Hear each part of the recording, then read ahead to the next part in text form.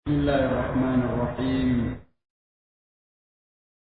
السلام عليكم ورحمة الله وبركاته.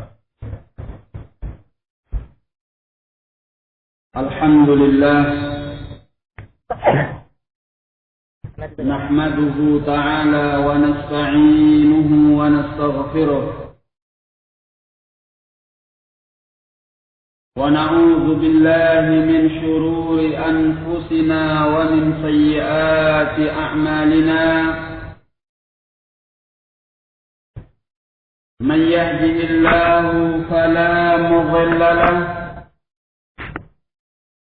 ومن يضلل فلا هادي له. أشهد أن لا إله إلا الله وحده لا شريك له وأشهد أن محمدا عبده ورسوله. أما بعد، فيقول ربنا تبارك وتعالى: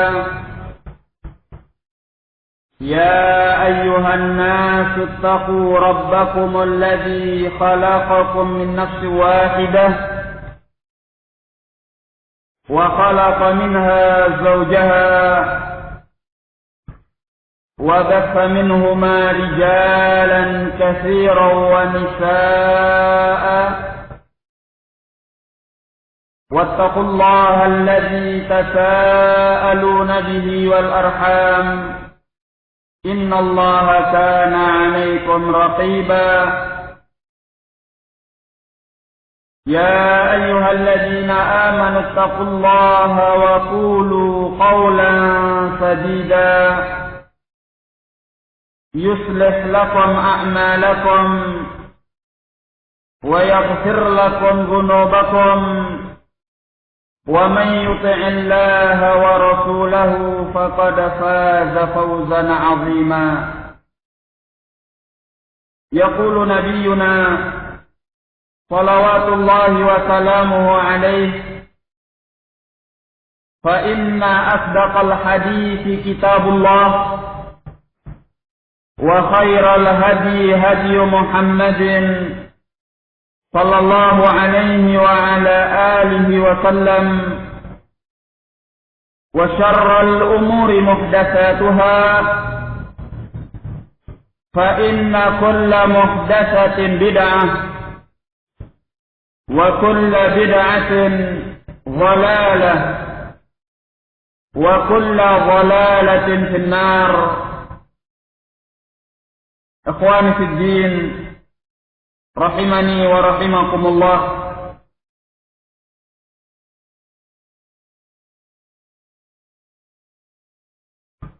Allah Jalla wa'ala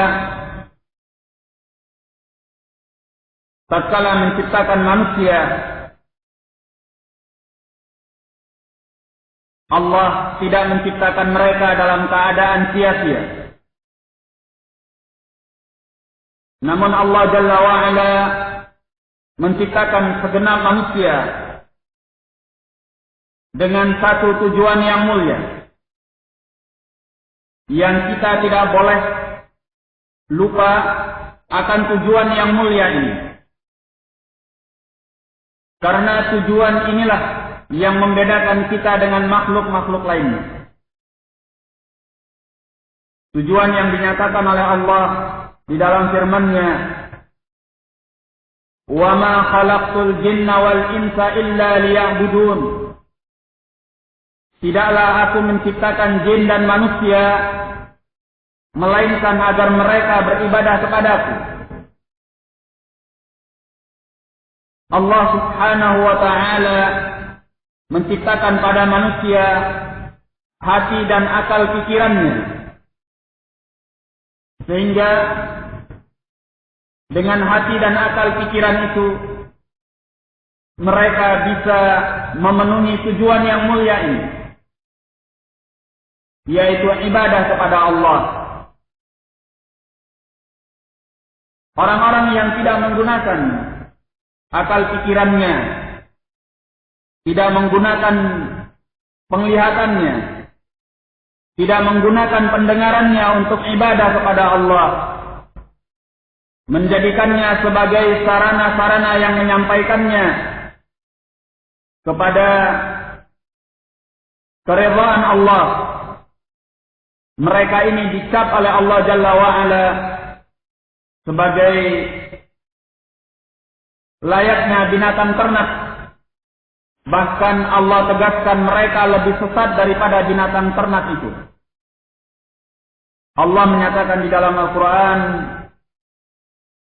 وَلَقَدْ ذَرَأْنَا لِجَهَنَّمَ كَثِيرًا مِنَ الْجِنِّ وَالْإِنسِ لَهُمْ قُلُوبٌ لَا يَفْقَهُونَ بِهَا وَلَهُمْ آذَانٌ لَا يَسْمَعُونَ بِهَا وَلَهُمْ أَعْيُنٌ لَا يُبْصِرُونَ بِهَا أُولَئِكَ كَالْأَنْعَامِ بَلْ هُمْ أَضَلُّ أُولَئِكَ هُمُ الْغَافِلُونَ. Allah menyatakan dalam ayat ini, sungguh kami telah mempersiapkan bagi kebanyakan, sungguh kami telah mempersiapkan bagi neraka Jahannam kebanyakan dari manusia dan jin. Mereka memiliki hati tetapi mereka tidak memahami dengannya. Mereka memiliki pendengaran tetapi mereka tidak mendengar dengannya. Mereka memiliki penglihatan tetapi mereka tidak melihat dengannya. Allah nyatakan, ulaika kal an'ami bal hum adall. Mereka itu laksana binatang ternak, bahkan mereka lebih sesat daripada binatang ternak. Ulaika humul ghafilun. Mereka itulah orang-orang yang telah lalai. Mereka lengah dari Allah Jalla wa'ala. Mereka tidak menfungsikan hati mereka, pendengaran mereka, penglihatan mereka untuk memahami kebenaran yang diturunkan oleh Allah, sehingga mereka menegakkan ibadah kepada Allah Jalla wa'ala. Apa bedanya mereka dengan binatang-binatang ternak yang kehidupannya hanya makan, minum, kemudian memenuhi kebutuhan biologis, tetapi tidak melaksanakan ibadah kepada Allah Jalla wa'ala. Bahkan binatang ternak itu lebih baik, karena mereka adalah makhluk-makhluk Allah yang mereka tetap selalu bertasbih kepada Allah. Hanya saja sebagaimana yang dinyatakan oleh Allah di dalam Al-Quran, walakin la tafqahuna tasbihahum. Akan tetapi kalian tidak mengerti bagaimana tasbih mereka itu. Sementara makhluk yang bernama manusia, mereka tatkala tidak mau ibadah kepada Allah, menundukkan diri, menghambakan diri, mempasrahkan diri kepada Allah seutuhnya. Apa yang membedakan mereka dari binatang-binatang ternak itu? Maka dari sini hendaknya kita sebagai kaum muslimin, kita harus meluruskan pandangan hidup kita bahwa kita tidak sama dengan makhluk-makhluk yang lainnya. Kita menjadikan orientasi daripada kehidupan kita ini adalah mengejar keridhaan Allah Subhanahu wa ta'ala dengan melaksanakan ibadah kepadanya. Tanpa ibadah kepada Allah, manusia itu tidak berarti apa-apa. Sebab mereka hanya benda-benda yang semu, yang tidak berguna apabila mereka tidak mewujudkan ibadah kepada Allah. Makanya Allah Jalla wa'ala mengajari Nabi kita Muhammad sallallahu alaihi wasallam untuk sepenuhnya menyerahkan diri kepada Allah, mempasrahkan diri kepada Allah, menundukkan diri kepada Allah. Allah menyatakan di dalam Al-Quran, "Qul inna salati wa nusuki wa mahyaya wa mamati lillahi rabbil alamin la syarika lahu wa bidzalika umirtu wa ana awwalul muslimin." Allah menyatakan, katakan wahai Nabi, wahai Rasul, inna salati, sesungguhnya salatku, wa nusuki, dan sembelihanku, wa mahyaya wa mamati, hidupku dan matiku, lillahi rabbil alamin, adalah milik Allah, Rabb semesta alam ini. La syarika lahu, tidak ada sekutu baginya. Wa bidzalika umirtu wa ana awwalul muslimin, dan dengan yang demikian itu aku diperintahkan dan aku adalah orang yang pertama mempasrahkan diri.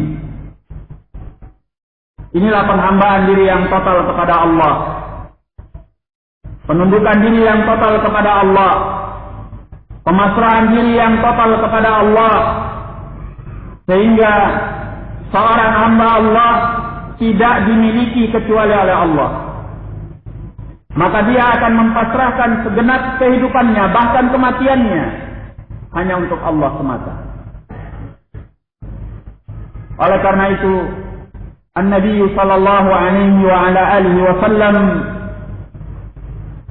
mendoakan kecelakaan bagi orang-orang yang menghambakan diri kepada selain Allah, menghambakan diri kepada kesenangan-kesenangan dunia. Dinyatakan oleh beliau alaihi salatu wassalam, sebagaimana dalam hadis Abi Hurairah yang dikeluarkan oleh Al-Imam Al-Bukhari rahimahullah, beliau menyatakan, ta'isa abdud dinar, ta'isa abdud dirham, ta'isa abdul khamisah, ta'isa abdul khamilah, ta'isa wantakas, fa'idha syika falan tukis, in u'tiya radhiya, wa in muni'a sakhut. Beliau menyatakan, celaka para budak-budak dinar, dan celaka pula para budak-budak dirham, celaka para budak pakaian beludru dan pakaian sutra. Apabila beliau menyatakan celaka bagi para penghamba-penghamba dunia ini, maka doa beliau alaihi salatu wassalam adalah perkara yang mayoritasnya dikabulkan oleh Allah Jalla wa'ala. Maka para penghamba dunia, para budak-budak dunia, mereka tidak akan selamat di muka bumi ini, karena telah didoakan kecelakaan oleh Rasulullah sallallahu alaihi wasallam. Beliau menyatakan pula, ta'isa wantakas, celaka dia dan terjungkal dia.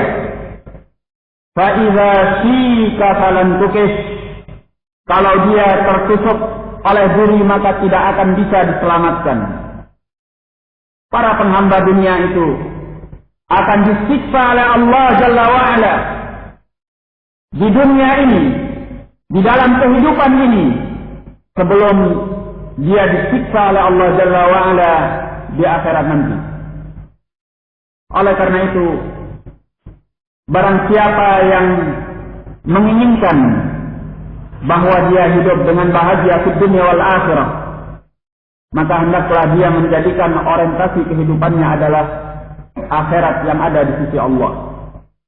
Allah menegaskan di dalam Al-Quran, wal akhiratu khairun laka minal ula. Al-akhirah khairun laka minal ula. Bahwasanya akhirat itu lebih baik daripada dunia yang pertama ini. Dunia ini dinamakan dunia. Ad-dunya itu diambil dari kata ad-dunu, yang bermakna waktu yang singkat, waktu yang pendek. Maka ad-dunya tidak akan berlangsung lama.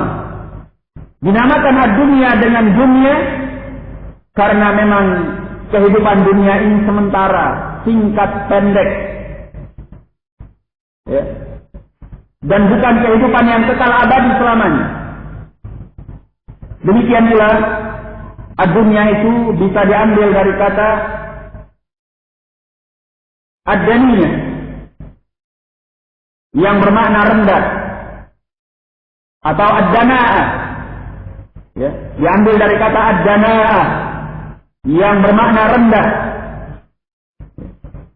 Sehingga dunia ini dinamakan dengan dunia karena apa-apa yang ada di dalam dunia ini adalah perkara-perkara rendah, perkara-perkara yang tidak bernilai apabila dibandingkan dengan kehidupan akhirat yang ada di sisi Allah. Sebagaimana yang telah dikhabarkan oleh Rasulullah sallallahu alaihi wasallam bahwa Allah Jalla wa Ala memiliki 100 rahmat. Dan Allah turunkan satu rahmahnya ke muka bumi ini. Sedangkan yang 99 rahmat disimpan oleh Allah Jalla wa Ala untuk kehidupan akhirat nanti.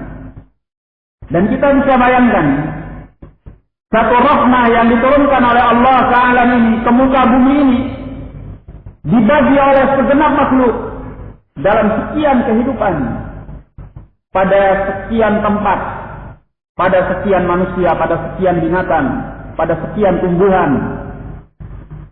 Itu satu rahmah. Yang dengan satu rahmah yang dibagi-bagi kepada sekian perhitungan yang telah kita sebutkan tadi, kehidupan dunia ini langgeng sampai waktu yang telah ditentukan oleh Allah Jalla wa Ala. Ini satu rahmat, yang diperebutkan oleh manusia. Dari satu rahmat ini kita mungkin hampir-hampir tidak bisa menghitungnya. Berapa persen dari satu rahmat yang sedang kita perebutkan dari kehidupan dunia ini? Yang kebanyakan dari manusia, mereka menggadaikan segalanya, mempertaruhkan segalanya, mengorbankan segalanya untuk sekian persen yang sangat sedikit ini dari kehidupan dunia. Mereka berlomba-lomba menghabiskan waktu mereka mulai dari pagi hari sampai siang hari, sampai sore hari, sampai malam hari. Mulai dari dia membuka mata sampai dia menutup mata kembali. Dia pertaruhkan segalanya untuk kehidupan dunia yang sedikit ini.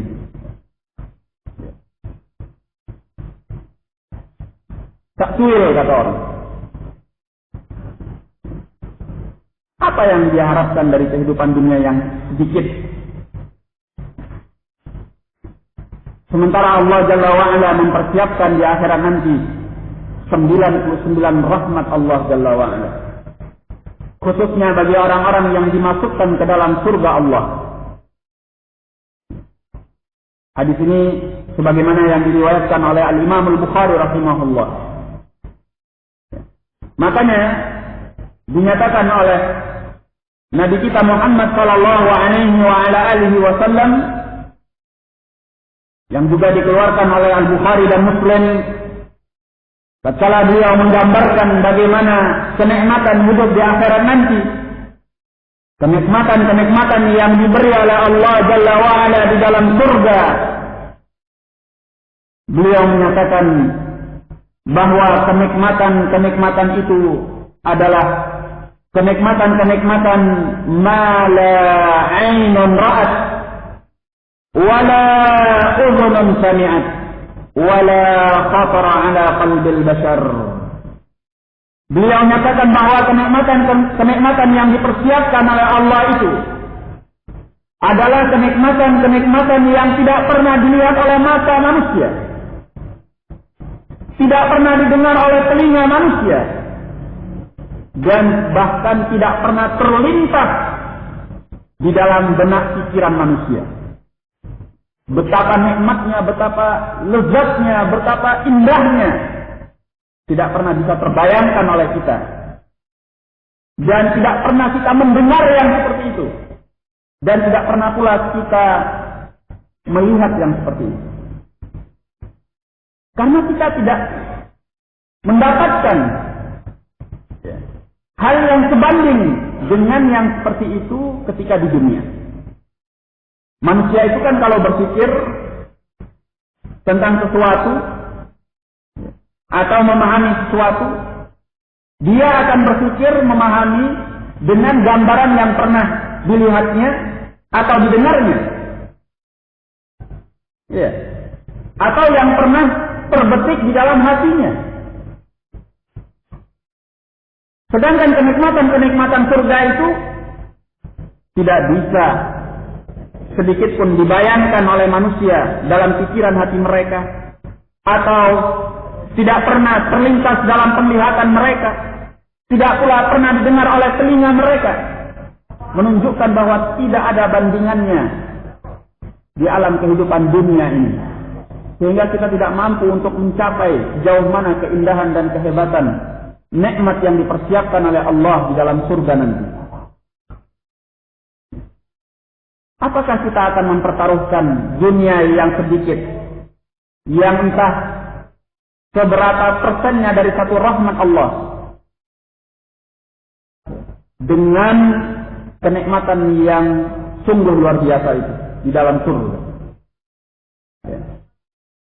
Memang kenikmatan-kenikmatan di dalam surga itu akan diberikan oleh Allah dari sisi penamaannya serupa dengan apa yang ada di dunia.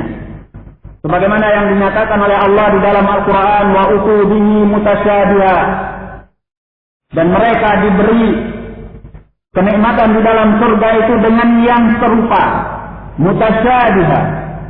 Tetapi ingat, serupa hanya dari sisi penamaan saja, ya, atau mungkin dari sisi bentuk saja. Tetapi hakikatnya, kenikmatannya, kelezatannya, keindahannya, maka seperti yang beliau nyatakan, tidak pernah didengar oleh telinga, tidak pernah dilihat oleh mata, dan bahkan tidak pernah terlintas di dalam pikiran manusia. Maka sangatlah merugi orang yang mengganti kenikmatan akhirat itu dengan kehidupan dunia yang hina-dina ini. Ya. Oleh karena itu, Allah menyatakan tentang orang-orang munafik yang mereka telah memperjualbelikan petunjuk dengan kesesatan, bahwa perdagangan mereka itu tidak beruntung. Allah nyatakan di dalam Al-Quran,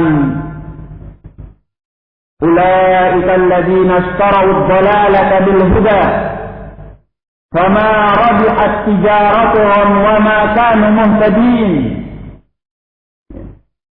Mereka itu, kata Allah, orang-orang yang telah memperjualbelikan petunjuk dengan kesesatan. Mereka beli kesesatan, sebagai harganya adalah petunjuk yang mereka jual. Fama rabihat tijaratuhum wa ma kanu muhtadin. Maka perdagangan mereka itu tidak pernah beruntung, dan mereka bukanlah orang-orang yang mendapatkan petunjuk. Sungguh suatu perhitungan yang sangat merugi apabila seorang menukar barang yang jelek, yang tidak berharga, dengan barang yang sangat mahal harganya. Apakah ada di antara kita yang mau mengganti emas yang dia miliki dengan tembaga orang lain? Tentunya di antara kita tidak ada yang mau. Padahal ini hanya kehidupan dunia yang sedikit. Bagaimana kita mengganti kehidupan surga yang penuh dengan kenikmatan dengan kehidupan dunia yang disertai oleh berbagai kepenatan-kepenatan ini?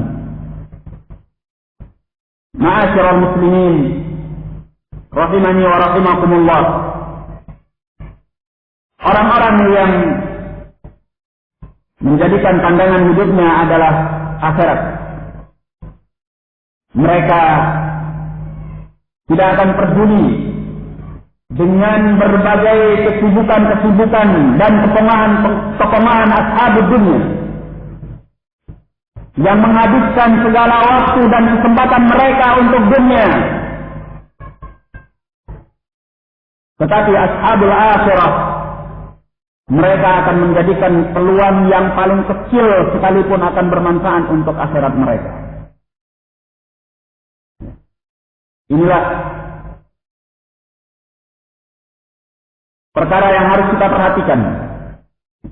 Kita harus pandai-pandai memanage bagaimana kehidupan dunia ini, sekecil apapun peluangnya, menjadi buah pahala di sisi Allah Jalla wa'ala.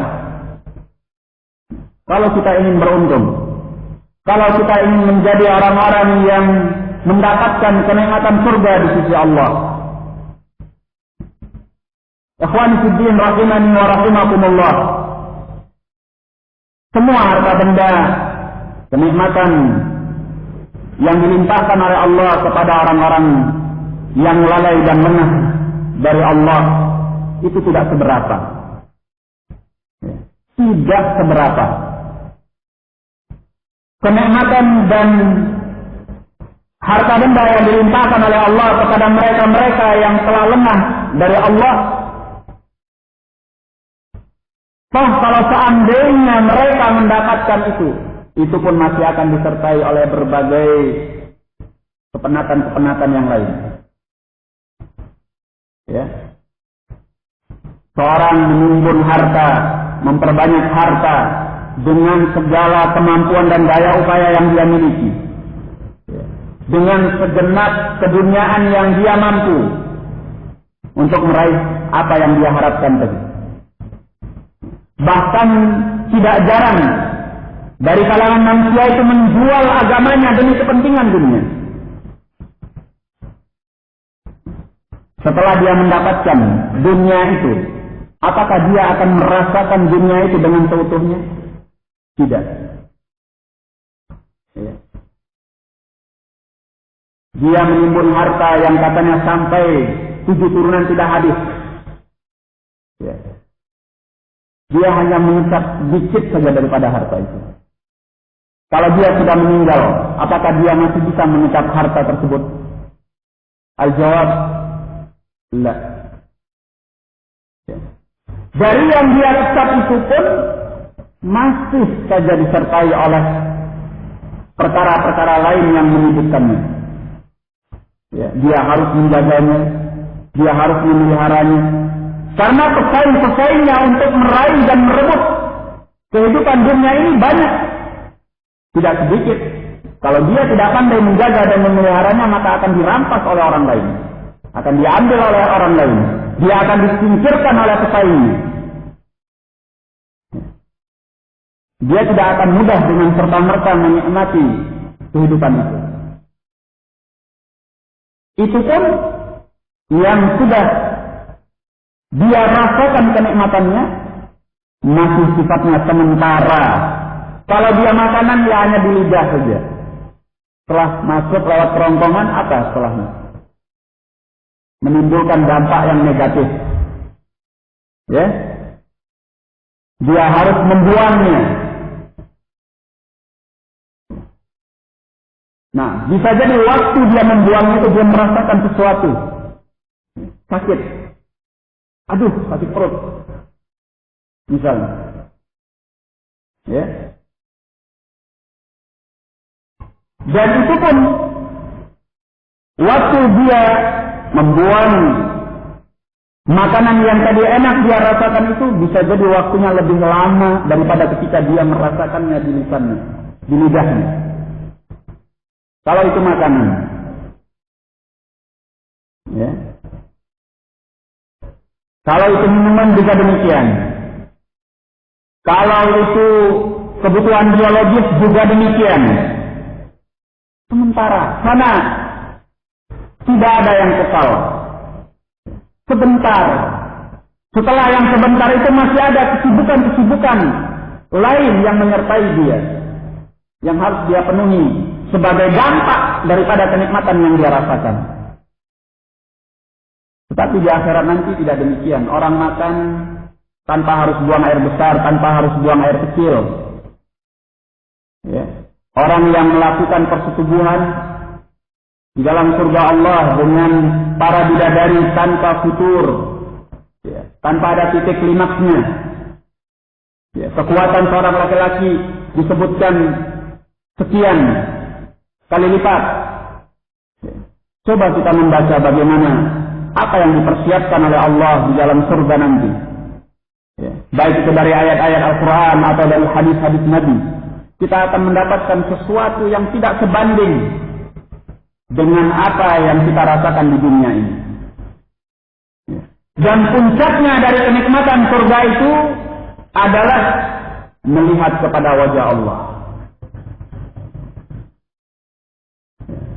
Puncaknya adalah melihat kepada wajah Allah yang dinyatakan oleh Nabi Sallallahu Alaihi Wasallam bahwasanya tatkala ahlul jannah mereka telah diberi semua apa yang telah dijanjikan oleh Allah di dalam surga. Allah menyatakan kepada mereka, apakah ada yang belum aku penuhi? Mereka menjawab, tidak ada, wahai Rabb kami. Ya.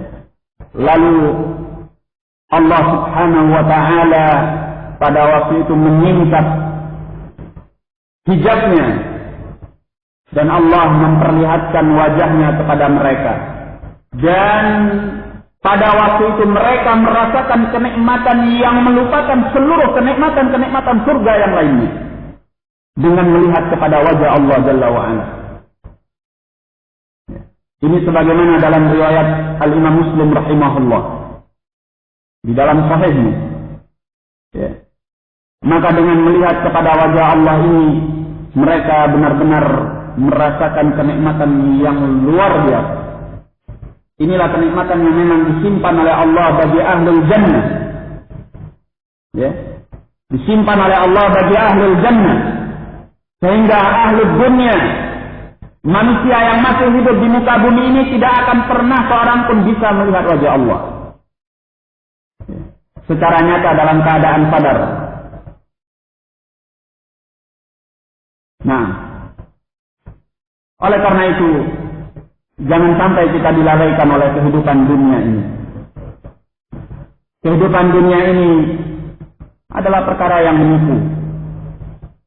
Bukankah berulang kali Allah menyatakan di dalam Al-Quran, "Wa mal hayatud dunya illa mata'ul ghurur." Tidaklah kehidupan dunia itu melainkan kesenangan yang memperdaya, menipu, dan membuat kita lengah daripada kehidupan akhirat nanti.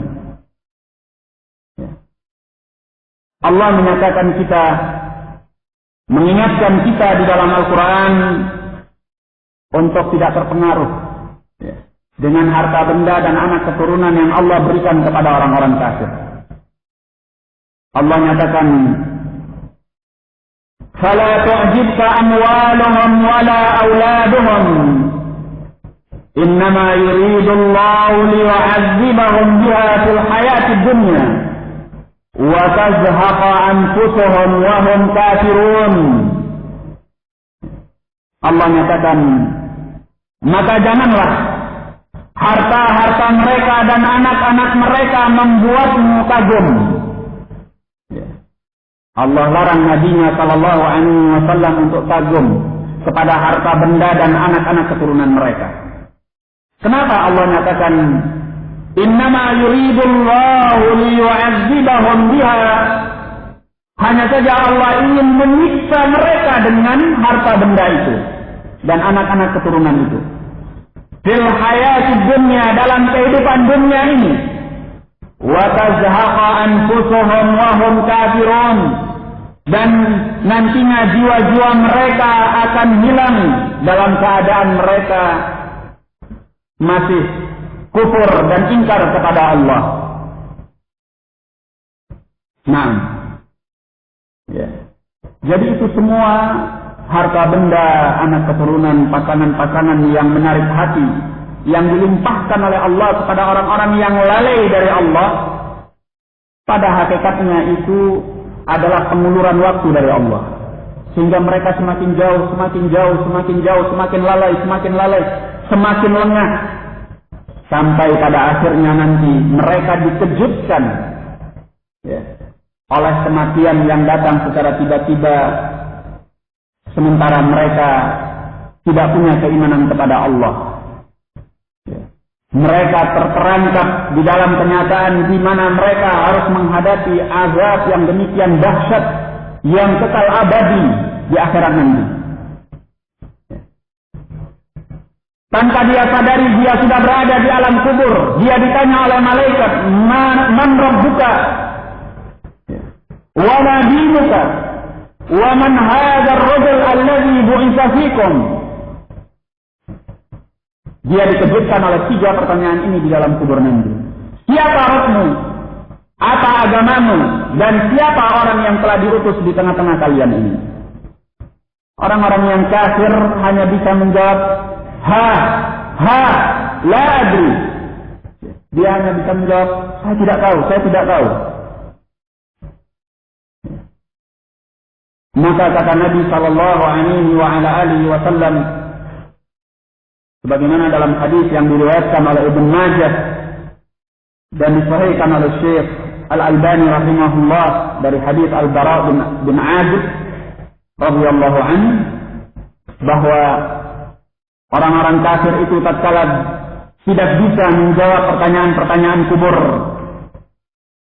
mereka akan dipersempit kuburnya, sehingga kuburan itu akan meremukkan tulang belulangnya, dan dibukakan api neraka kepadanya, sehingga dia mendapatkan panasnya dan merinya api neraka itu pagi hari dan sore hari. Dan datang kepadanya seorang yang sangat berwajah buruk. Lalu dia menyatakan, siapa engkau? Orang yang datang ini menjawab, saya adalah amalanmu yang jelek ketika di dunia. Maka orang ini ketakutan dan menyatakan, ya Allah, jangan engkau datangkan hari kiamat itu. Sementara orang-orang yang beriman, dia akan menjawab dengan baik. Ketika ditanya, man rabbuka? Dia menjawab, Rabbi Allah. Rabbku adalah Allah. Wa ma dinuka? Dia akan menjawab, dinil Islam. Agamaku adalah Islam. Wa man hadha ar-rajul alladhi bu'itsa fikum? Siapa orang yang telah diutus di tengah kalian ini? Dia menjawab, orang ini adalah Rasulullah. Dia adalah utusan Allah.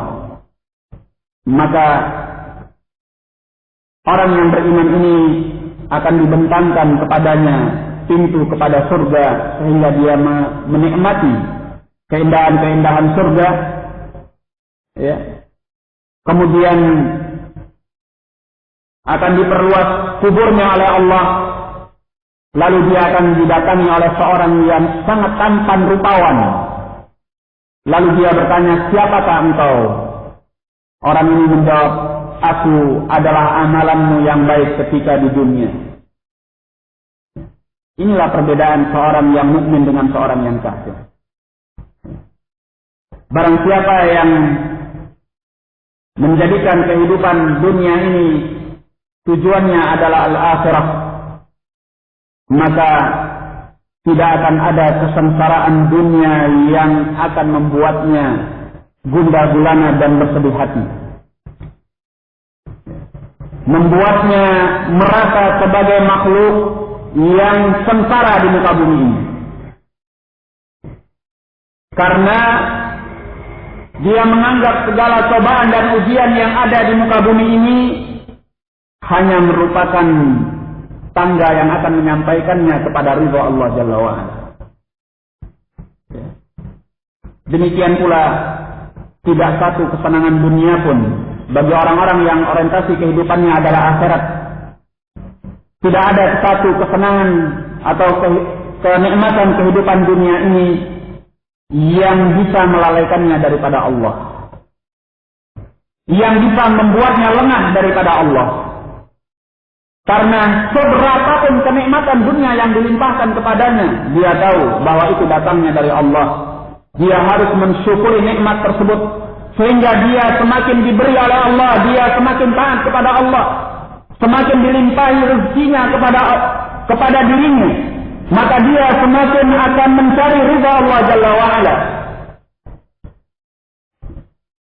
Inilah kenapa Rasulullah SAW sangat kagum kepada urusan seorang yang mukmin. Sebagaimana dalam hadis yang dikeluarkan oleh Al-Imam Muslim rahimahullah, An-Nabi sallallahu alaihi wasallam menyatakan, "Ajaban li amril mu'min." Perkara seorang mukmin itu sangat mengagumkan. Inna amrahu kullahu lahu khair. Sesungguhnya urusannya untuk dirinya adalah baik. Walaysa dzalika li ahadin illa lil mu'min. Dan tidak ada seorang pun yang memiliki itu kecuali seorang yang mukmin. Bagaimana? Dinyatakan oleh beliau, in asabahu khairun syakar. Kalau dia ditimpa oleh kebaikan maka dia syukur, wa kana khairan lahu, dan kebaikan itu adalah baik untuknya. Wa in asabahu syarrun sabar. Kalau dia ditimpa oleh keburukan maka dia sabar, wa kana khairan lahu, dan yang demikian itu adalah baik untuknya. Maka tidak ada yang bisa membuat seorang hamba bahagia di muka bumi ini kecuali iman dan al-amalus salih, ibadah kepada Allah. Dan ini dinyatakan oleh Syekh Abdurrahman bin Nasir As-Sa'di rahimahullah adalah fondasi dari semua kehidupan dunia. Fondasi dari semua kebahagiaan dalam kehidupan dunia ini, al-iman wal amalus salih. Orang yang punya iman, orang yang selalu beramal kebajikan, ibadah kepada Allah, berbuat baik kepada manusia, maka orang yang seperti ini adalah orang yang tangguh di dalam kehidupan ini. Kalau dia ditimpa oleh kebaikan, dia syukur kepada Allah, dia semakin taat kepada Allah. Kalau ditimpa oleh kejelekan, tidak ada keluhan yang keluar dari lisannya. Tidak ada keluhan yang diperbuat oleh anggota badannya yang lain. Dan tidak pula ada keluhan yang terbesit di dalam hatinya. Dia sabar, bahkan bukan hanya sekedar sabar, bagi orang yang lebih tinggi tingkatannya, dia ridha dengan apa yang telah ditentukan oleh Allah. Yang lebih tinggi lagi dia syukur. Ini 3 tingkatan di antara kaum mukminin di dalam menghadapi segala ketentuan Allah yang menyakitkannya. Tingkatan yang pertama, dan ini yang paling rendah, yaitu sabar. Apa artinya sabar? Dia menahan diri sekuat mungkin untuk tidak ada keluh kesah. Tidak pada lisannya, tidak pada anggota badannya yang lain, dan tidak pula pada hatinya. Hatinya tidak pernah murka, tidak pernah marah, tidak pernah tidak terima kepada keputusan Allah. Dia menerima apa yang telah diputuskan oleh Allah karena dia yakin bahwa apa yang diputuskan oleh Allah ini pasti mengandung kebaikan. Ada hikmah di dalamnya. Sehingga dia terima saja. Mungkin sekarang dia tidak tahu apa hikmahnya, tapi dia yakin ada kebaikan di dalamnya. Sabar itu saja sudah kebaikan karena dia akan diberi pahala oleh Allah.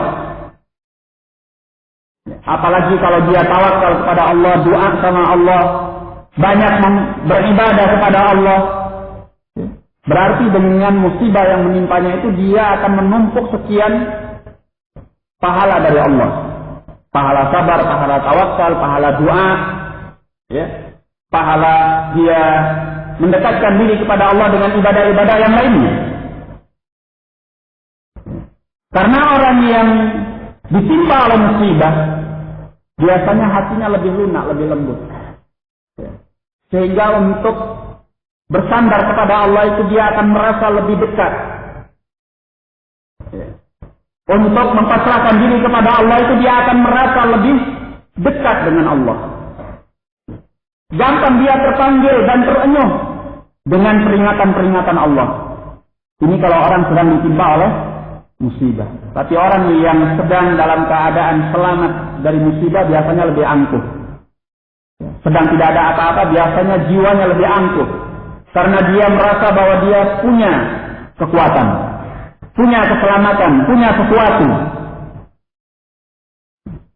Maka orang yang beriman tatkala mengerti akan keutamaan-keutamaan ini, sabar itu akan semakin mudah untuknya.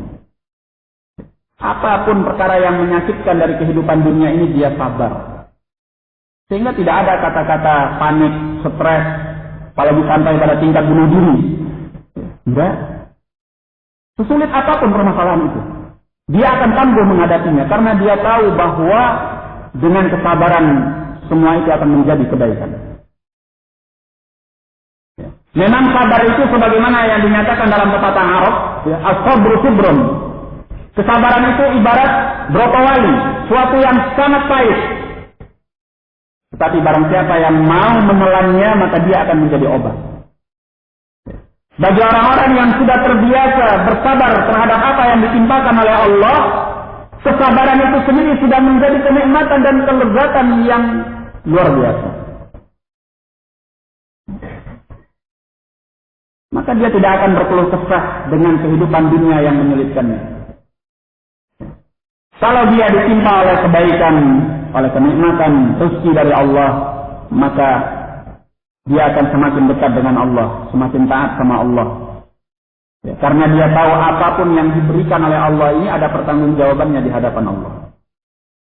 Ya. An-Nabi sallallahu alaihi wasallam pernah suatu ketika keluar karena beliau lapar. Ya. Beliau lapar dan belum mendapatkan makan pada malam hari itu, beliau keluar dari rumahnya. Ternyata dua sahabatnya yang selalu bersama beliau, Abu Bakar dan Umar ibn Khattab, keduanya juga merasakan lapar. Ya. Sehingga keduanya juga keluar dari rumah keduanya. Dan akhirnya mereka bertemu di tengah jalan. Ya. Rasulullah Shallallahu Alaihi Wasallam bertanya kepada mereka, Ma akhrajakuma? Apa yang membuat kalian berdua keluar? Mereka menjawab, Akhrajana alladhi akhrajaka ya Rasulullah. Ya. Yang membuat kami keluar dari rumah kami wahai Rasulullah adalah yang membuat engkau keluar dari rumahmu. Yaitu kita sama-sama lapar. Ya. Lalu mereka diajak oleh beliau alaihi salatu wassalam untuk datang ke rumah seorang sahabi. Ya. Lalu sahabat yang kedatangan Rasulullah sallallahu alaihi wasallam ini dan dua sahabatnya sangat gembira. Lalu dia mempersiapkan makanan apa yang dia mampu. Ya. Dia perahkan susu kambingnya dan dia potongkan kambingnya. Lalu dihidangkan kepada Rasulullah Sallallahu Alaihi Wasallam. Ya. Setelah beliau makan sesuai dengan kebutuhan beliau, dua sahabatnya juga makan, yang mengisi perut mereka. Setelahnya beliau Alaihi Wasallam menyatakan, Wallahi, la tus'alunna an hadhihi ni'mah. Kata beliau, demi Allah, kalian nanti di hadapan Allah akan ditanya tentang kenikmatan ini. Yang baru saja mereka makan, yang baru saja mereka rasakan. Dan hadis di dalam riwayat Al-Bukhari, rahimahullah. Seorang yang bersyukur kepada Allah ketika melihat bahwa segala kenikmatan itu akan dimintai pertanggungjawaban oleh Allah, dia akan semakin taat, semakin dekat dengan Allah. Ya. Maka tidak ada kenikmatan sebesar apapun yang dilimpahkan oleh Allah, membuatnya lalai daripada Allah. Ini apabila kita telah menjadikan orientasi kehidupan kita adalah akhirat. Maka kita mulai dari titik ini. Karena titik ini sangat menentukan bagi perjalanan hidup kita. Kalau kita tidak meluruskan pandangan hidup kita sebagaimana yang telah dijelaskan tadi, maka kita tidak akan bisa mencapai keutamaan itu. Kalau dari awal kita mengerti akan kehidupan ini, setelah kita dewasa kita paham akan kehidupan ini, sudah mulai kita menjadikan orientasi kehidupan kita adalah meraih kesenangan-kesenangan dunia, dan tidak pernah terlintas dalam pikiran kita bahwa kita akan mati, bahwa kita akan menghadapi hari akhirat nanti. Sehingga yang ada dalam pikiran kita dunia. Ini sangat menentukan dalam kehidupan kita. Kita akan habiskan segala waktu, segala kesempatan, segala apa yang kita mampu untuk dunia kita. Dengan kita mempertaruhkan nasib. Kita itu mempertaruhkan nasib. Nasib kita nanti di hadapan Allah. Dan apakah kita menyangka bahwa kita apabila telah memberikan segala apa yang kita mampu untuk dunia ini, dunia itu akan datang kepada kita? Perlu diketahui. Ya. Ini bukan hanya sekedar sekilas info. Ya. Tetapi ini adalah berita yang harus disimpan selalu di dalam saku-saku kita. Untuk selalu kita ingat. Bahwa dunia itu kalau dikejar maka dia akan lari. Maka dari orang-orang yang mengejar dunia, banyak di antara mereka yang tidak mendapatkannya. Bagi orang yang mendapatkannya tidak akan puas. Itu sudah menjadi kriteria dunia. Tanya kepada mereka yang menyibukkan diri dengan urusan-urusan dunia. Sudah berapa banyak dunia yang mereka kejar ternyata luput. Dan sudah berapa banyak dunia yang mereka dapatkan dan mereka masih belum puas dengan dunia itu. Terlalu banyak. Ini sudah menjadi ciri khas daripada dunia itu. Tetapi kalau dunia itu tidak dikejar, dia akan datang.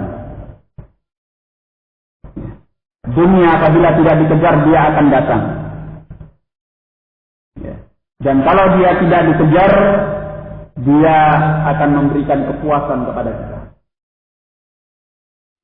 Makanya di dalam Islam kita diajarkan untuk memiliki sifat sabar dan qanaah, merasa cukup dengan apa yang diberikan oleh Allah Jalla wa'ala. Sehingga dengan qanaah, merasa cukup dengan apa yang diberikan oleh Allah, kita tidak antusias kepada kehidupan dunia yang memang tidak ditakdirkan oleh Allah untuk kita. Kalau diberi oleh Allah sedikit, kita merasa cukup, merasa puas. Kita syukur akan nikmat Allah. Sebab kita punya sikap qanaah.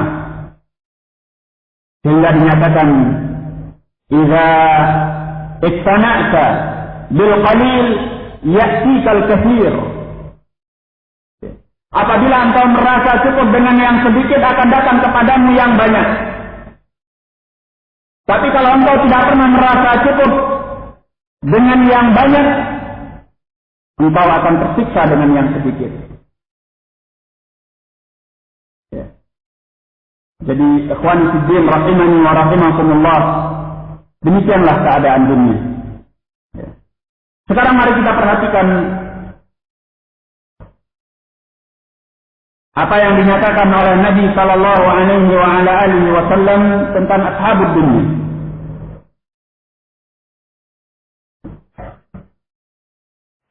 Kata beliau, sebagaimana yang diriwayatkan oleh Al-Imam At-Tirmidzi rahimahullah dan yang selainnya, dari hadis Anas bin Malik radhiyallahu anhu, qala man kanatil akhiratu hammahu ja'alallahu hinahu fi qalbih. Barang siapa yang akhirat itu adalah kepeduliannya. Perhatikan apa kata beliau. Ya. Ja'alallahu hinahu fi qalbih. Allah jadikan kekayaannya berada di dalam hatinya. Dan ini adalah kekayaan yang hakikat. Yang sebenar-benarnya kekayaan. Kalau kaya harta benda itu bukan kekayaan. Sebab apa? Kalau kita kaya harta benda, belum tentu mendatangkan kebahagiaan. Sekarang kalau kita ditanya, kita merasakan kebahagiaan itu di mana? Di telinga kita, di mata kita, di hidung kita, di mulut kita, atau di mana? Kan kebahagiaan itu kita rasakan di dalam jiwa. Jiwa kita yang merasakannya. Yang lahir dari hati kita. Ya. Betapa banyak orang yang merasakan enaknya makan di lisan, di lidahnya. Ya. Kemudian enaknya pemandangan-pemandangan yang dilihat oleh matanya. Suara-suara merdu yang didengar oleh telinganya. Tapi tatkala hatinya resah, hatinya sengsara, hatinya sedih, hatinya gundah gulana, maka itu semua ibarat kenikmatan yang tiada berarti. Karena sesungguhnya kebahagiaan itu adalah sesuatu yang berada di dalam jiwa. Jiwa kita lapang, ya, lepas, diberkati oleh Allah. Itulah yang disebut dengan kebahagiaan. Nah, kalau Allah sudah menjadikan kekayaan itu berada di dalam hati kita yang kaya dengan rahmat Allah, kaya dengan keberkatan dari Allah, kaya dengan kelapangan keluasan dari Allah, ya, maka tidak akan ada kehidupan dunia ini yang mempermiskin kita. Walaupun harta kita sedikit, kalau hati kita lapang, longgar, ya, kemudian dirahmati oleh Allah, ya, dalam keadaan selalu bergembira dengan kedekatan kita kepada Allah, maka harta yang sedikit itu sedikit pun tidak akan membuat kita merasa sempit. Ya. Coba lihat Nabi kita Muhammad sallallahu alaihi wasallam. Coba lihat para sahabatnya. Ya. Mereka menjalani hidup dengan penuh kebahagiaan. Ya. An-Nabi sallallahu alaihi wasallam bahkan bernikmat-nikmat, berlegat-legat dengan kedekatan dirinya kepada Allah, melebihi kenikmatan makan dan minum.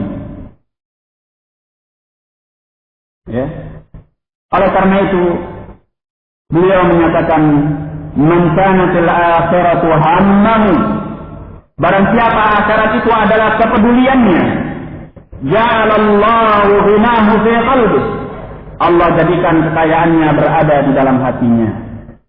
Sekarang kalau seandainya kita punya harta banyak, tetapi hati kita sempit, resah, tidak bahagia, apakah kita akan merasa cukup dengan harta yang banyak itu?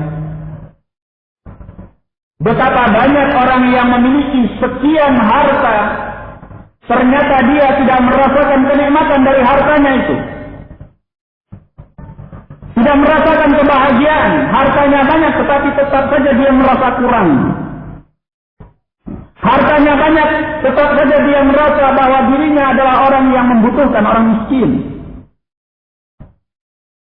Ya, sehingga dia melakukan segala cara untuk selalu mengumpulkan harta. Serakah, tamak terhadap harta. Ya. Ini keadaan orang yang tidak diberikan kekayaan oleh Allah di dalam hati. Harta yang banyak itu tidak bisa memuaskan dia.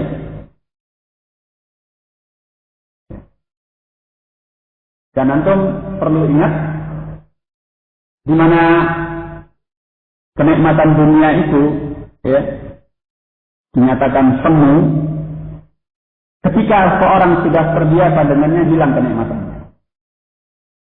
Ya enggak? Sebagai contoh ringan saja, seorang sudah terbiasa makan pagi, makan siang, makan malam dengan daging ayam. Dia tidak lagi merasakan betapa nikmatnya ya, semur ayam atau gulai ayam yang setiap hari dia rasakan. Itu kehidupan dunia. Seperti itu. Kalau sudah terbiasa, biasa. Tidak ada keistimewaan, tidak ada kelezatannya di dalamnya. Tapi coba berikan semur ayam atau gulai ayam itu kepada orang miskin yang tiap harinya makan terasi atau tempe. Dia makan, wah, seolah-olah dia sedang berada di Jannatul Firdaus. Ya, seolah-olah. Karena nikmatnya luar biasa. Hah? Ini. Nah, oleh karena itu, kalau Allah telah mencabut kekayaan dari hati seseorang, maka tidak akan ada kehidupan dunia yang memuaskannya. Nah, kemudian kata beliau alaihi salatu wassalam, wa jama'a lahu syamlah. Orang yang kepeduliannya adalah akhirat, Allah akan kumpulkan konsentrasi pikirannya dan hatinya. Ya. Sehingga dia selalu punya perhitungan yang baik, pertimbangan yang baik di dalam kehidupannya ini. Langkahnya selalu diluruskan oleh Allah Jalla wa'ala. Wa atatuhu dunya wa hiya raghimah. Ini yang lebih mengagumkan. Orang yang telah diberi kekayaan oleh Allah di dalam hatinya, dijadikan hatinya oleh Allah sebagai hati yang kaya raya, atatuhu dunya wa hiya raghimah. Datang kepadanya dunia itu dalam keadaan dia sendiri tidak suka kepada dunia itu. Tapi biasanya dunia seperti itu. Ketika seorang tidak suka terhadap dunia, dunia itu terus datang. Ya. Orang yang tadi mengharap-harapkannya, dunia itu justru lari putar kasir. Ya. Subhanallah. Kita pilih mana? Dalam keadaan kita mengharapkan dunia sementara dunia itu lari, ya. Atau kita tidak suka kepada dunia, dunia itu datang. Hah? Tentunya kita memilih yang kedua. Ya. Ketika kita tidak suka kepada dunia dalam keadaan kita merasa cukup dengan akhirat yang kita raih dari sisi Allah. Tetapi dunia itu datang kepada kita. Dibanding kita selalu mengharapkan dunia, hati kita tamak, serakah kepada dunia, dunianya tidak datang-datang. Mulai dari pagi hari sampai malam hari kita mencari dunia, ya kehidupannya gitu-gitu juga. Ya. Yang tukang beca, ya masih tukang beca seumur hidupnya. Ya. Banyak kan yang seperti itu. Ya. Ini yang sangat menyakitkan. Ya. Dunia itu tidak kunjung datang dalam keadaan dia serakah dan tamak kepada dunia serta lupa akan akhiratnya. Akhirnya tidak dapat dunia, tidak dapat pula akhiratnya. Nah, tapi barang siapa yang mencari akhirat, dipastikan bahwa kehidupan dunianya akan dijamin oleh Allah Jalla wa'ala. Ya. Kemudian kata beliau, wa man kana fid dunya hammahu. Dan barang siapa yang dunia itu adalah kepeduliannya, orientasi hidupnya adalah dunia, ja'alallahu faqrahu baina 'ainaihi. Allah jadikan kefakirannya, kemiskinannya berada di hadapannya. Berada di hadapannya. Ingat, walaupun dia memiliki harta banyak, walaupun dia memiliki kemewahan yang melimpah ruah, itu sekali-kali tidak akan pernah memuaskannya dan membahagiakannya. Karena kata beliau, Allah jadikan kefakirannya dan kemiskinannya berada di hadapan matanya. Maka coba kita lihat betapa banyak ashabud dunia yang mereka panik, pusing, stres memikirkan dunia yang sudah mereka miliki. Sehingga mereka terjebak di dalam perilaku-perilaku yang aneh, dalam memuatkan kebahagiaan jiwa yang hilang daripada mereka. Maka lahirlah perilaku-perilaku yang ganjil pada mereka, keinginan-keinginan yang aneh pada mereka, dalam rangka memuaskan dan mencari kebahagiaan jiwa yang telah hilang daripada mereka. Nah, Allahul Musta'an. Kemudian kata beliau, wa farraqa alaihi syamlah, Allah akan cerai-beraikan konsentrasi pikiran dan hatinya. Walam ya'tihi minad dunya illa ma qaddara lah, dan tidak akan datang kepadanya bahagian dari dunia itu kecuali apa yang telah ditentukan untuknya. Ya. Maka jangan sampai kita menjadi orang yang fakir, orang yang miskin dunia dan miskin akhirat. Ya. Dunia yang kita dapatkan tidak seberapa, yang kita pertaruhkan segalanya itu tidak seberapa. Dan di akhirat nanti kita menjadi orang yang celaka pula. Di akhirat nanti orang-orang yang masuk surga sekalipun, mereka masih menginginkan kembali ke muka bumi ini untuk mengulang amal saleh yang mereka telah pernah perbuat. Karena mereka tahu, begitu sampai di akhirat nanti mereka mendapatkan pahalanya yang luar biasa. Sehingga mereka berangan-angan kalau seandainya mereka dihidupkan kembali ke muka bumi ini dan mereka memperbuat amal saleh yang sama. Sebagaimana yang disebutkan di dalam hadis tentang orang-orang yang mati syahid. Ya, ketika sampai di yaumul qiyamah nanti mereka berangan-angan berharap kepada Allah kalau seandainya mereka dihidupkan di dunia ini kembali, kemudian mereka berjuang lagi, kemudian mati syahid kembali, lalu dikembalikan ke dunia ini berjuang dan mati syahid lagi. Seperti itu.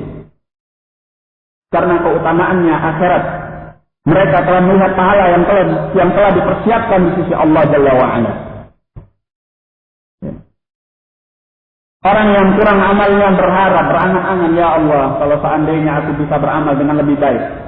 Karena tingkatan di dalam surga nanti akan ditentukan oleh amal seorang yang ada di muka bumi. Lah bayangkan bagaimana orang yang masuk ke dalam api neraka. Ya. Masuk ke dalam api neraka itu bukan ibarat nongkrong di pos kamling. Ya. Walaupun hanya sementara, ya, tidak kekal bagi orang-orang yang melakukan dosa besar. Ya. Masuk ke dalam api neraka itu adalah suatu kehancuran yang luar biasa. Ya. Disiksa oleh Allah sampai dalam keadaan habis dosanya dan dia gosong ibarat arang.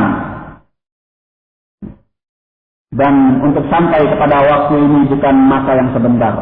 Satu hari di hari kiamat nanti, di hari akhirat nanti ibarat 50.000 tahun dibandingkan hari dunia kita ini. Usia kita saja cuma 60 tahun di dunia ini. Satu hari di sana ibarat 50.000 tahun kita di sini. Bayangkan. Ya. Sudah berapa turunan itu? Bukan hanya 7 turunan. Nggak bisa dihitung lagi sudah. Ya. Itu yang sekarang akan kita pertaruhkan. Oleh karena itu merugi orang yang mengejar dunia dan melupakan akhiratnya. Ya. Banyak kita lihat dari kalangan muslimin yang tentunya kita sangat sayangkan. Semoga Allah Jalla wa'ala menunjuki mereka dan kita semuanya kepada jalan yang benar, di mana mereka menjadikan kepentingan akhirat itu adalah kepentingan nomor 2. Bahkan kita pun yang sudah mengerti, yang sudah punya kepedulian kepada agama Allah, terkadang kita terjebak di dalam sikap yang seperti ini, di mana kita menjadikan akhirat kita adalah kepentingan yang nomor 2. Sedangkan dunia kita nomor 1. Dan itu terbukti kalau kita sudah dihadapkan dengan pilihan. Ya.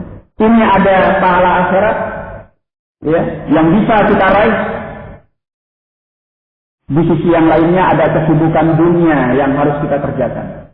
Mana yang akan kita pilih? Gampang sajalah. Ya, nggak usah jauh-jauh. Kalau kita dihadapkan kepada dua pilihan, waktu ini ada kajian yang kita tahu tentunya keutamaannya, pahala yang ada di dalamnya, rahmat Allah dan sebagainya. Pada waktu yang sama pas, ya, subhanallah pasti ada pesanan pelanggan atau ada kepentingan yang sebetulnya bisa kita tunda di waktu lain, kita menunaikannya. Ya. Tapi dalam rangka kita menjaga, ya, afwan akhi, ana belum bisa hadir kajian. Kenapa? Iya, ana ada sedikit kerjaan.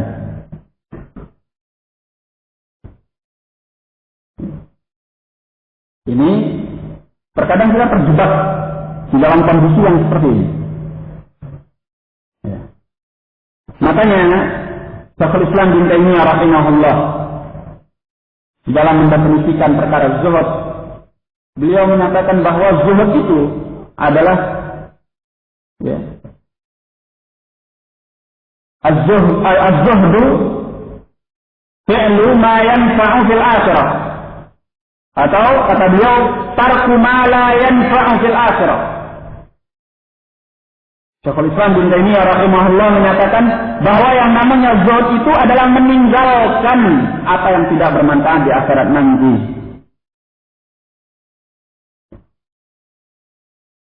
Bukan artinya meninggalkan kehidupan dunia. Kita manusia tidak mungkin melepaskan diri dari kehidupan dunia ini. Kita mencari harta itu tidak salah. Kita sibuk dengan pekerjaan kita tidak salah. Mencari harta, kekayaan itu tidak salah. Tidak diharamkan oleh Allah selama dengan cara yang benar. Pekerjaan yang halal. Tapi ingat bahwa kalau kita ingin beruntung, kepedulian kita kepada akhirat, ya, semua kesibukan dunia kita ini, kehidupan dunia kita ini, kita minit, kita perhitungkan kira-kira menghasilkan pahala di sisi Allah atau tidak. Sehingga kita akan mencapai, mengejar dunia ini sesuai dengan kepentingan akhirat kita. Karena akhirat itu yang nomor satu bagi kita. Dunia itu nomor dua. Jadikan dunia itu sebagaimana namanya. Dunia itu sesuatu yang rendah. Akhirat itu adalah sesuatu yang tinggi. Jangan kita balik, dunia itu menjadi sesuatu yang tinggi, akhirat menjadi sesuatu yang rendah. Itu terbalik, kita berjalan di atas kepala kita dan melihat dengan kaki kita. Maka barang siapa yang ingin mendapatkan kebahagiaan di dunia wal akhirah, mulai dari titik ini. Jadikan pandangan hidup kita adalah meraih akhirat. Dunia adalah sarana. Ya. Jangan pandangan hidup kita bahwa kepedulian kita adalah dunia, akhirat adalah sarananya. Ini kebalik. Ya. Kalau seperti ini, akhirat akan kita jadikan nomor dua. Dan sarana untuk mencapai dunia. Akhirnya kita merugi di dunia wal akhirah. Ya. Ketika kita mencari dunia dengan akhirat, ya kita akan ibadah, mau taat sama Allah kalau kita mendapatkan dunia saja. Kalau lagi senang, dilapangkan rezekinya oleh Allah, diberi kesempatan, ya, diberi ini dan itu, ya, dia bisa beragama dengan baik. Tetapi sedikit saja dicoba, diuji oleh Allah, dipertemukan rezekinya oleh Allah, diuji kehidupannya oleh Allah Jalla wa'ala, dia mulai berkeluh kesah terhadap agamanya. Mulai dia tinggalkan kebaikan-kebaikan agama yang tadi dia kerjakan. Ya. Kalau waktu lapang, dia rajin untuk mengaji, ya, baca Quran, ibadah, ini, itu. Bagus ya. Nah, tapi ketika dia sempit, justru pada waktu itu dia panik dan meninggalkan keutamaan akhiratnya. Enggak ngaji-ngajian sudah. Ya. Ini perut saya perlu makan. Atau saya punya tanggung jawab keluarga saya. Kamu tidak salah memberikan tanggung jawab kepada keluargamu dengan mencari nafkah, tapi ingat, akhirat adalah nomor satu.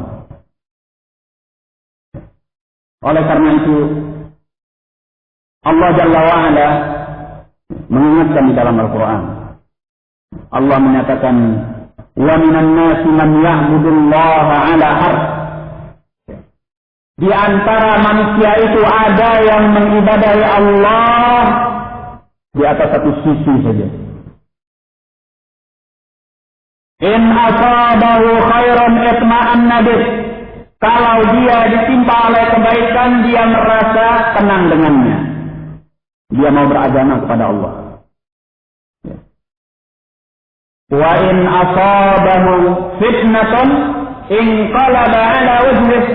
Kalau dia ditimpa oleh fitnah, ujian dari Allah, cobaan dari Allah, dia berbalik di atas wajahnya. Khasirad dunya wal akhirah.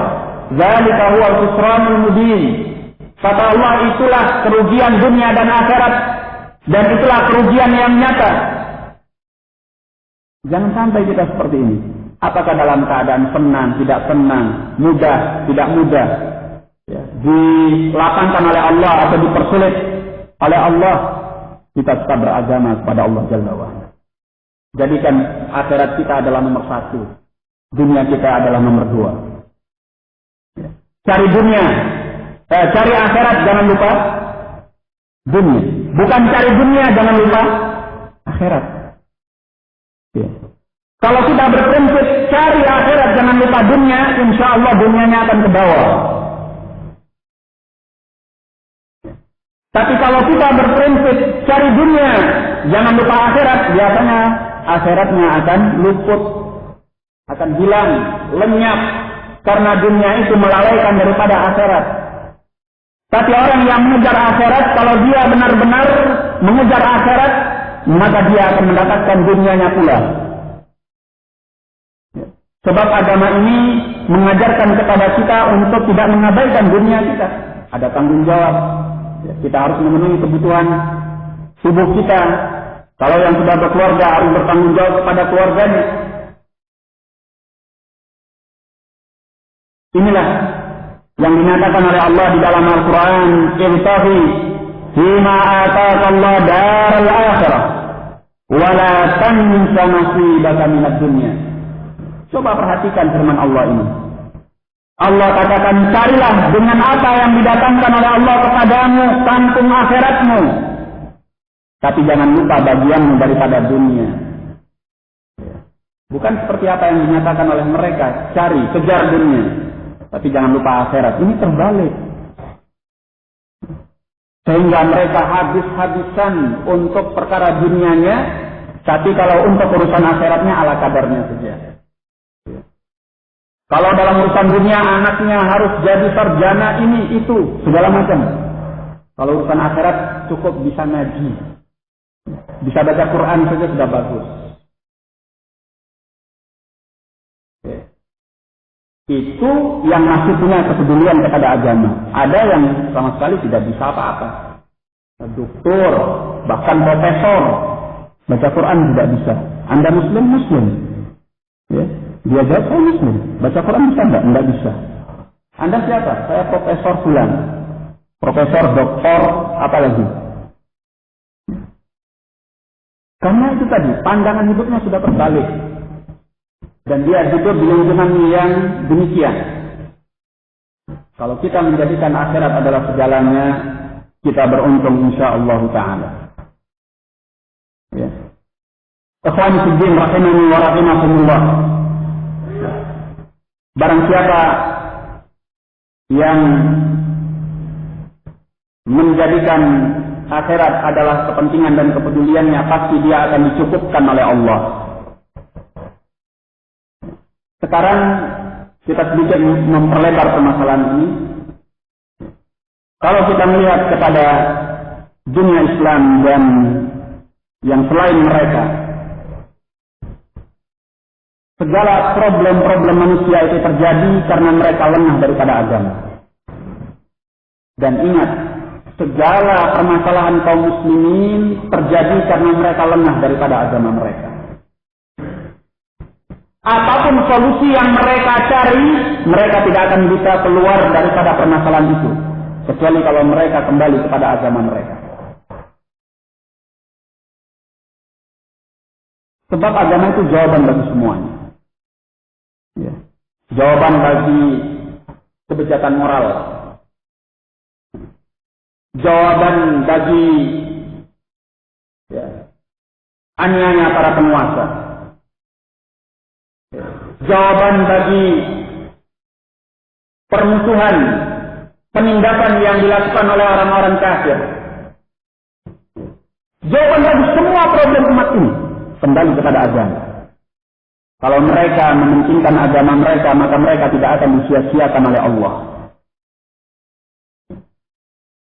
Gampang saja kita melihat kepada profil Rasulullah SAW dan para sahabatnya.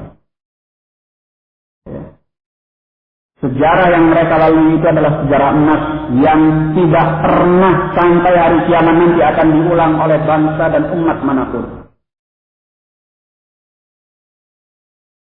Nah, bahkan kenapa kita kaum muslimin tidak mau kembali kepada apa yang telah ditinggalkan oleh Rasulullah SAW dalam agamanya ini, dan kita menyibukkan diri sebagian dengan propaganda-propaganda barat, propaganda-propaganda kufar, sebagian menyibukkan diri dengan perkara-perkara dunia dan tidak mau peduli dengan agamanya, padahal jawaban itu semua adalah agama. Ikhwani fiddin rahimani wa rahimakumullah, jadikan dunia ini sebagaimana yang dinyatakan oleh Rasulullah SAW dalam riwayat Imam Muslim, bahwasanya ad-dunya sijnul mu'min wa jannatul kafir. Dunia itu adalah penjara bagi kaum mukminin dan surga bagi orang-orang kafir. Penjara bagi kaum mukminin karena mereka di dalam kehidupan dunia ini dibatasi oleh ketentuan syariat, tidak boleh berbuat sebebas-bebasnya. Karena berbuat sebebas-bebasnya itu akan membuat kerusakan di muka bumi. Ya. Dan surga bagi orang-orang kafir karena orang-orang kafir itu tidak punya batasan di dalam kehidupan dunia. Dalam penafsiran lain, penjara bagi kaum mukminin karena mereka di dunia ini tidak mendapatkan seperti apa yang telah dijanjikan oleh Allah di akhirat nanti. Di akhirat nanti mereka akan mendapatkan kenikmatan yang luar biasa. Sementara di dunia ini, ya, sehebat apapun kenikmatan dunia ini tidak akan sebanding dengan nikmat al-akhirah. Sehingga layaknya dunia ini adalah penjara bagi mereka. Kalau dilihat kepada pahala akhirat yang telah dipersiapkan oleh Allah, kenikmatan surga yang telah dipersiapkan oleh Allah. Dan surga bagi orang-orang kafir karena orang kafir di dunia ini enak-enakan. Mereka belum mendapatkan siksa neraka yang telah dipersiapkan oleh Allah. Kalau dibandingkan dengan siksa api neraka yang dipersiapkan oleh Allah di akhirat nanti, ya dunia ini ibarat surga bagi mereka. Oleh karena itu, ikhwani fiddin rahimani wa rahimakumullah, barang siapa yang menjadikan akhirat adalah kepentingannya, maka dunia itu akan ikut kepadanya. Tetapi yang menjadikan dunia adalah kepentingannya, maka akhiratnya akan luput daripadanya. Kita jangan mengulangi kegagalan orang-orang yang sebelum kaum muslimin, umat Islam ini. Al-Yahud dan Nasara, mereka dihancurkan oleh dunia. Mereka dilemaskan oleh dunia. Mereka dibinasakan oleh dunia.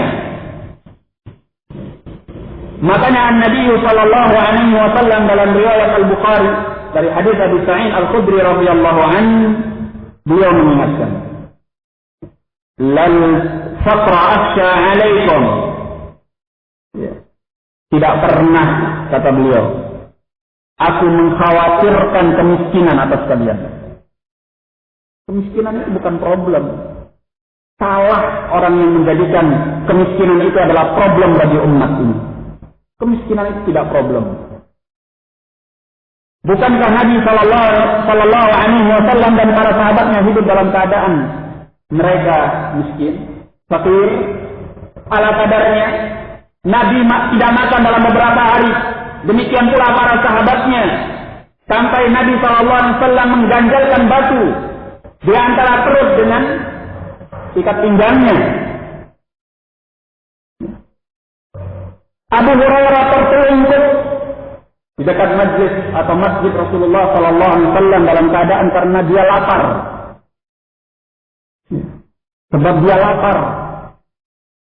Ashabus Suffah sekian orang yang kehidupannya bisa dinyatakan sebagai al-fuqara, tidak pernah kemiskinan itu menjadi problem. Makanya Rasulullah Sallallahu Alaihi Wasallam menyatakan, aku tidak pernah mengkhawatirkan kemiskinan kepada kalian. Lal faqra akhsha alaikum. Tetapi kata dia, wa innama akhsha alaikum ad-dunya. Hanya saja yang aku khawatirkan kepada kalian itu justru dunia ini. Antubsata alaikum ad-dunya, bahwa dunia itu dibentangkan atas kalian. Kama busifat ala man kana qablakum, sebagaimana dibentangkan atas orang-orang sebelum kalian. Itu yang dikhawatirkan oleh Rasulullah SAW. Dunia ini dibentangkan, dihamparkan, dicurahkan kepada kita. Kekayaan itu yang problem. Ya. Ini bukan pernyataan saya. Sehingga jangan seorang pun menyatakan, Ustaz itu keliru. Kok tahu? Loh, bukan saya yang menyatakan. Yang menyatakan adalah as-sadiqul masduq. Ya. Orang yang benar dan dibenarkan oleh Allah, yaitu Rasulullah Sallallahu Alaihi Wasallam. Hadis ini hadis Abi Sa'id yang dikeluarkan oleh Imam Al-Bukhari dalam Sahihnya. Beliau menyatakan, bukan kemiskinan yang aku khawatirkan kepada kalian.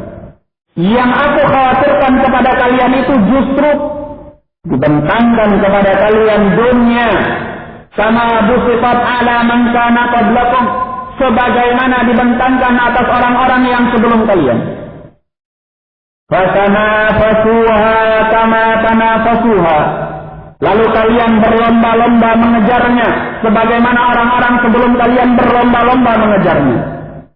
Fatuhlikukum kama ahlakathum, maka dunia itu akan membinasakan kalian sebagaimana membinasakan orang-orang sebelum kalian. Hancur kalian karena dunia. Terjadi permusuhan, pertikaian, persaingan. Ya. Sekarang kalau kita melihat kepada keadaan kaum muslimin, apa yang kurang dari keduniaan mereka? Mereka tidak jujur kalau mereka menyatakan bahwa problem mereka adalah ketertinggalan mereka dalam perkara dunia dari orang-orang kafir. Kita kalah teknologi, kita kalah ekonomi, kita kalah sosial, budaya, dan sebagainya dari orang-orang kafir. Itu keliru.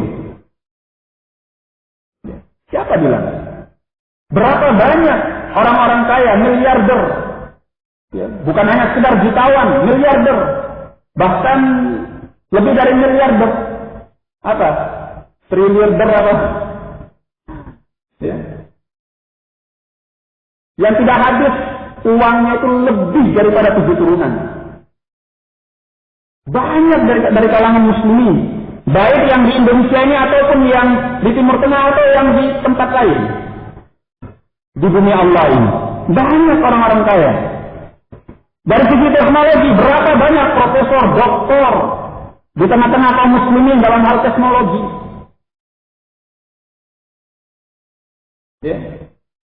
Dalam hal politik, oh jangan tanya, jitu-jitu kaum muslimin itu. Ya.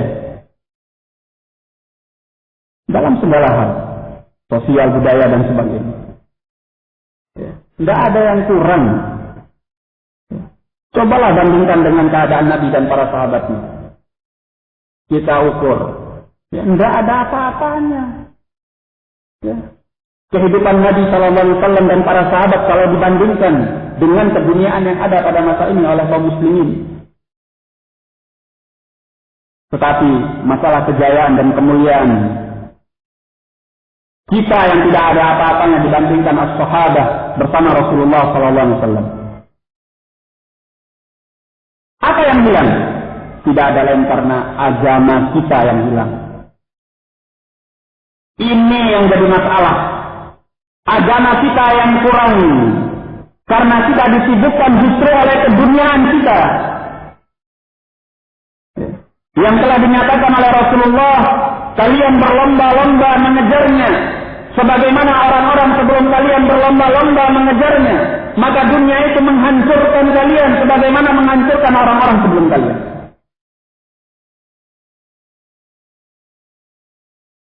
Ini permasalahan yang ada di tengah umat ini. Sibuknya mereka dengan perkara-perkara dunia. Dalam riwayat Imam Ahmad rahimahullah, ya, An-Nabi sallallahu alaihi wasallam sudah mengkhabarkan hal ini. Bukan meramalkan, karena beliau bukan peramal. Beliau adalah Nabi dan Rasul yang diberi wahyu, bukan peramal. Sehingga kita mengatakan bukan ramalan Nabi, tapi berita dari Nabi. Ya, beliau menyatakan bahwasanya tada'at alaikumul umamu kama tada'atul asalatu ila qas'atiha. Umat-umat akan mengerubungi kalian laksana orang-orang yang siap untuk memakan makanannya di nampannya. Ya. Kemudian para sahabat bertanya, ya Rasulullah, amin qillatin nahnu yawma idzin. Wahai Rasulullah, apakah karena kami pada waktu itu sedikit? Beliau menyatakan, bal antum katsir. Bahkan kalian pada waktu itu banyak. Walakinnakum ghusa'un ka ghusa'is sayl. Akan tetapi kalian itu ibarat ghusa'. Ghusa' itu adalah sampah-sampah yang dibawa banjir ke tepi. Ya. Seperti laksana ghusa'is sayl, sampah-sampah yang dibawa oleh banjir, kata beliau. Artinya tidak berguna jumlah kalian yang banyak itu. Mungkin kalian bisa jadi sekian jumlahnya, tetapi tidak manfaat, tidak ada gunanya. Ya. Tidak bisa berbuat apa-apa. Ya. Kemudian kata beliau, wala yanzi'anna Allah min qulubi aduwwikum ar-ra'da wala yaqdhifanna Allah fi qulubikum al-wahn. Sungguh Allah akan mencabut dari hati musuh-musuh kalian rasa takut dari kalian, dan Allah akan lemparkan ke dalam hati kalian rasa kelemahan. Mereka bertanya, ya Rasulullah, wa mal wahn? Wahai Rasulullah, apa kelemahan itu? Beliau menjawab, hubbud dunya wa karahiyatul maut. Kalian cinta kepada dunia dan takut mati. Cinta dunia dan takut mati. Ya. Jangan dikira bahwa dunia ini tidak bisa menghancurkan kita. Justru dunia itu yang akan mendatangkan kegagalan. Ya. Baik secara individu, ya, pribadi, keluarga, masyarakat. Demikian pula bangsa dan negara. Yang menghancurkan mereka adalah ketika mereka sibuk dengan dunia mereka. Maka ikhwani fiddin rahimani wa rahimakumullah, jawaban dari semuanya, apapun yang kita hadapi dalam kehidupan dunia ini, baik sebagai individu atau dalam keluarga atau dalam bermasyarakat atau dalam berbangsa dan bernegara, jawabannya adalah kita kembali kepada agama kita. Mari kita jadikan kehidupan kita adalah akhirat kita. Ya. Kehidupan kita orientasinya adalah akhirat kita, sedangkan dunia adalah perkara yang menjadi nomor 2 bagi kita semuanya. Nah, saya cukupkan dulu sampai di sini. Kita lanjutkan sedikit ba'da zuhur. Wabillahi taufiq wal hidayah. Assalamualaikum warahmatullahi wabarakatuh.